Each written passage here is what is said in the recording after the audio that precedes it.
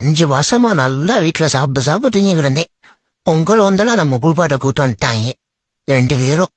டேய், நீ கூப்பிட்ட உடனே நான் அவங்க வந்துட்டேன். இந்த வீட்டுல இருக்க பிரச்சனை முடிஞ்சவன்னா நீ சொன்ன மாதிரியே இந்த ஊரை விட்டு போயிடணும். அங்கேயே உள்ள வரமாட்டேன்னு சத்தியம் போய் வந்திருக்கேன். அதே மாதிரி ஒரு பெரிய மனுஷன் கட்டாயப்படுத்தி உள்ள எடுத்துட்டு போறதா சொல்லி கூப்பிட்டா நீ உடம்பு மாட்டேன். சொல்லாம இழுத்துதான் தான் நீ வந்த. யோ வெள்ள சட்டை, உனக்கு ஒரு நாள் இருக்கியா பாத்துக்கிறேன். எங்க அப்பா அப்பவே சொன்னா, மகனே உனக்கு ஆழமான எதிர்காலம் இருக்குதான்னு. ஆனா இப்படி ஆழமா இருக்குன்னு நான் எதிர்பார்க்கவே இல்லை. பிரவீன், பொங்கல் வந்ததும் போதும் வண்டிக்கு போகாம என்ன நீச்சல் போடுறேன்னு சொல்லி பாடாப்படுத்திட்டு இருக்க. இருடி, பொங்கலுக்கு என்னைய ஊர்வலம் கூட்டிட்டு போவீங்களா? உன் கவட்டையை கிழிக்கிறேன்.